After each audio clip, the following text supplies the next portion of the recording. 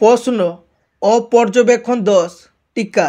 উত্তর, কোনো সিদ্ধান্তে উপনীত হওয়ার জন্য যে ঘটনা বা বিষয় পর্যবেক্ষণ করা উচিত ছিল তা যদি পর্যবেক্ষণ করা না হয় তবে যে দোষ ঘটে তাকে বলে অপর্যবেক্ষণ দোষ।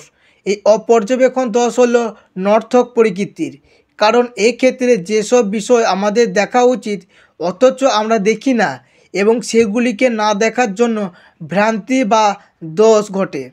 উদাহরণ, অনেকেই বিছানায় মারা গেছে সুতরাং বিছানায় শুই না। ব্যাখ্যা, এক্ষেত্রে যুক্তিটি ভ্রান্ত এবং অপর্যবেক্ষণ দোষে দুষ্ট। এখানে আমরা কেবলমাত্র সদর্থক দৃষ্টান্তগুলিকে পর্যবেক্ষণ করেছি, অর্থাৎ যেসব ক্ষেত্রে মানুষ বিছানায় শুয়ে মারা গেছে সেগুলিকে পর্যবেক্ষণ করেছি, কিন্তু নর্থক দৃষ্টান্তগুলি পর্যবেক্ষণ করা হয়নি।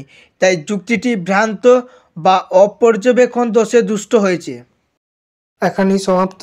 ভিডিওটি ভালো লাগলে লাইক করবে, তোমার কোনো কিছু জিজ্ঞাসা থাকলে কমেন্ট করবে এবং এই ধরনের ভিডিও পাওয়ার জন্য চ্যানেলটিকে সাবস্ক্রাইব করে পাশে থাকা বেল আইকনটিতে ক্লিক করে দেবে। ধন্যবাদ।